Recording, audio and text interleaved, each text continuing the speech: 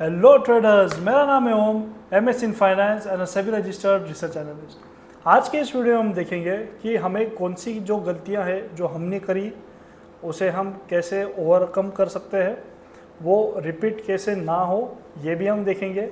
और आज की कौन से ट्रेड्स थे और कौन से SL हुए और कौन से प्रॉफिट में बुक हुए, या फिर हमने रेकमेंड किया कि कहाँ पे आपने प्रॉफिट बुक करना चाहिए, वो भी हम इस वीडियो में देखने की कोशिश करेंगे। तो जैसे कि जियोपॉलिटिकल सिचुएशन अभी भी स्टेबल नहीं है, कोई भी आउटकम वहाँ से नहीं आया है। चांसेस है कि क्रूड ऑयल का प्राइस अगेन $100 के ऊपर सस्टेन करे और इंडियन मार्केट साइमल्टेनियसली नीचे गिरे। तो फिर ये सारी चीज़ें हैं जो कि अनयूजुअल मार्केट है। उसमें आज का मार्केट हम देखेंगे, जैसे कि हमने कल के प्रीवियस वीडियो में हमने लेवल्स बताई थी कि मार्केट्स एक साइडवेज रेंज में रह सकता है। आपका 24,500 से लेके 23,900 के बीच में आपका रेंज है, तो निफ्टी उसमें ही ट्रेड कर सकता है। आज के सेशन के लिए 24,100 के आसपास आपके कॉल राइटर्स थे और आपके पुट राइटर्स थे 24,900 से 24,000 के बीच में आपके हेवी पुट राइटर्स थे। तो एक काफ़ी नैरो रेंज था। मॉर्निंग के ट्रेड्स थे जो हमने दिए थे, वो हुए नहीं हुए वो भी हम आगे देखने की कोशिश करेंगे। तो चलिए स्क्रीन की तरफ, जैसे कि हम देखते हैं कि निफ्टी हम पहले डेली एनालिसिस करते हैं और फिर उसके बाद हम छोटे से टाइम फ्रेम में जाके देखेंगे कि कौन से ट्रेड्स दिए थे फ्यूचर्स के and stock option and index options के। तो ये मार्केट है हमारा। तो यहाँ से नीचे आया था कि मैंने बताया था आपको प्रीवियस वीडियो में कि 24,500 आपका लेवल है रेजिस्टेंस का, वहाँ से मार्केट नीचे आया 23,900 के आसपास आपका एक सपोर्ट था। तो मार्केट इसी रेंज में अभी साइडवेज मूव करते रहेगा। तो आज के दिन मार्केट्स गैप अप ओपन हुआ, थोड़ा सा ऊपर गया, नीचे आया, फिर ऊपर गया एंड देन साइडवेज रेंज में अपना ट्रेड करते रहा। साइडवेज रेंज में ट्रेड करने का एक ही डिसएडवांटेज होता है कि आपको बहुत ही स्मॉल टारगेट्स और स्मॉल एसएल मिलते हैं, लिमिटेड टारगेट्स, और आपको ज़्यादा स्कोप नहीं होता है कि आप वहाँ पे 50, 100, 80 पॉइंट्स का भी मूवमेंट एटलीस्ट ले पाओ।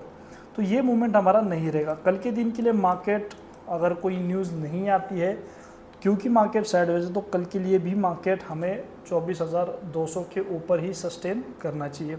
अनलेस कोई न्यूज़ आती है या फिर कोई बुरी खबर है, वो अगर वो नहीं आती है तो 24,200 के आसपास हमारा निफ्टी कल के दिन पे टच होना चाहिए, या फिर गैप अप में भी वो टच हो सकता है। और बॉटम में अगर 23,900 के नीचे चला गया तो हमें एक अच्छा खासा सेल का रैली 23,500 के आसपास लगभग नज़र आ सकती है। तो देखते हैं हमने कौन से फ्यूचर्स के ट्रेड दिए थे और स्टॉक ऑप्शंस के, तो उसका एनालिसिस हम आगे करेंगे।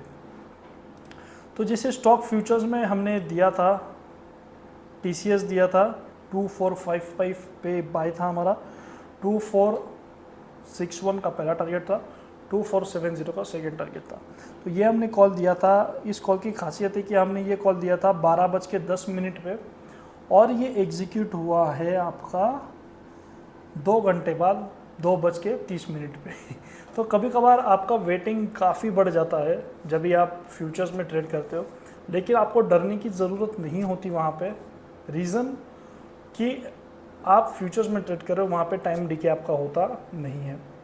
और यही आप अगर ऑप्शंस में करोगे तो आपका टाइम डिके से आपका लॉस की तरफ आपका मूवमेंट होना शुरू हो जाएगा। अनलेस आपका डीप इन द मनी या फिर इन द मनी कॉन्ट्रैक्ट नहीं है, तो एट द मनी वाला कॉन्ट्रैक्ट रहेगा तो आपका ऑलमोस्ट थोड़ा थोड़ा डीके होना शुरू कर देगा। अनलेस एक बहुत ही, जैसे ये स्पाइक मूवमेंट हमें यहाँ पे दिखी TCS में, साइडवेज मूवमेंट थी और अचानक से एक स्पाइक मूवमेंट आई, ठीक है, तो हमारा प्रॉफिट यहाँ पे बुक हो चुका था। क्योंकि ये बुलिश जोन में ही था तो हमें पता था कि ये प्रॉफिट बुक करेगा ही करेगा। उसके पहले ट्रेड्स दिए थे मैंने, लेकिन वो स्पाइक में थे या फिर वो ट्रेड नहीं हुए, तो वो हमने इग्नोर करे और फिर नया ट्रेड TCS में हमने प्रॉफिट बुक किया। दूसरा हमने जो स्टॉक ऑप्शन का कॉल दिया था वो था डिक्सन में था, 11,000 का कॉल था। आज काफ़ी अच्छा मूवमेंट हमें डिक्सॉन में भी दिखने मिला, काफ़ी सारे IT शेयर्स में। तो हमने 200 का बाय रिकमेंड किया था जब ये 170-180 के आसपास था, एंड देन 212 गया, फिर रिट्रेस हुआ, फिर 220, 26, 30, फिर 250 और आखिरकार वो क्लोज हुआ था 397 पे। आई गेस 400 टच किया होगा, 5 पैसे के लिए 400 रह गया, 399.95 पे क्लोज कर दिया था, ठीक है। तो ये था हमारा डिक्सॉन के लिए। हमारा और एक कॉल था जो कि स्टॉक ऑप्शंस में था, जो कि हमने रिकमेंड किया था 24 पे बाय करने के लिए, और हमने सेल बताया था कि आप प्रॉफिट बुक कर सकते हो 25.85 पे। वो है हमारा कोफोर्ज, राइट। कोफोर्ज हमने पुट दिया था 1220 पे दिया था हमने, सॉरी। तो हमने इसे यहाँ कहीं पे रिकमेंड किया था 24 के लेवल के आसपास, और फिर वहाँ से हमारा नीचे आना शुरू हो गया था।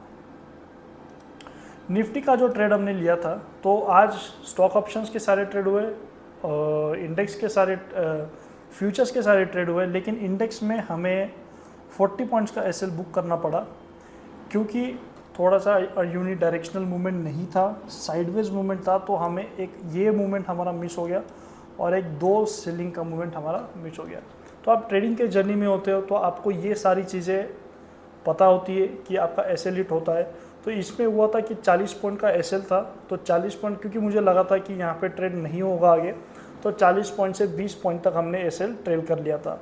और रिस्की ट्रेडर्स के लिए, जो रिस्क लेना चाहते हैं, उनके लिए 170 का एसएल, 180 का एसएल वहाँ पे वैसे का वैसा ही था। और सेफ ट्रेडर्स के लिए हमने और 20 रुपये का ऊपर एसएल ट्रेल कर दिया था। तो जब भी आपको लगता है कि वो ट्रेड नहीं होता है, राइट, कि वो नहीं हो पाएगा या फिर चांसेस है कि मार्केट उल्टा घूम सकते हैं, अपने स्टॉप लॉस को ट्रिम कर लीजिए। अगर मान लीजिए 40 पॉइंट का एसएल है, तो 20 पॉइंट पे लेके आ जाइए। तो 20 पॉइंट का रिस्क लेके आप चले सकते हो, जहाँ पे आपका 2-3 हज़ार या फिर 3,000 6,000 का प्रॉफिट लॉस होने वाला था, वो 50% कट डाउन होकर 2,1200 पे आ जाएगा।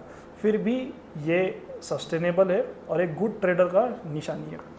दूसरा हमारा एसएल हिट हुआ था निफ्टी में, जो कि हमने बाय दिया था 175 पे और सेल हो गया था हमारा 150 पे। अगेन 20-25 पॉइंट का एसएल था। इसमें ये बहुत ही रिस्की ट्रेड था, मैंने बताया भी था कि रिस्की ट्रेड है। तो रिस्की ट्रेड आप इग्नोर कर सकते हो, अगर वहाँ पे सेफ ट्रेड है तो आप उसे ले सकते हो। और अगर सभी ट्रेड्स लेने हैं आपको, तो एसएल मेंटेन करके चलना ज़रूरी है। तो ये वीक के लिए निफ्टी में 45 पॉइंट्स का एसएल हुआ है, लेकिन एज यूजुअल हम आने वाले 3 दिन में सारा कवर कर लेंगे, बढ़िया से कॉल देंगे और हमारा प्रॉफिट वहाँ से जर्नी शुरू हो जाएगा। तो अगर ये वीडियो अच्छा लगा हो तो लाइक कीजिए, सब्सक्राइब कीजिए, अपने सारे दोस्तों के साथ भेजिए, और मिलते हैं कल के वीडियो में। Bye bye.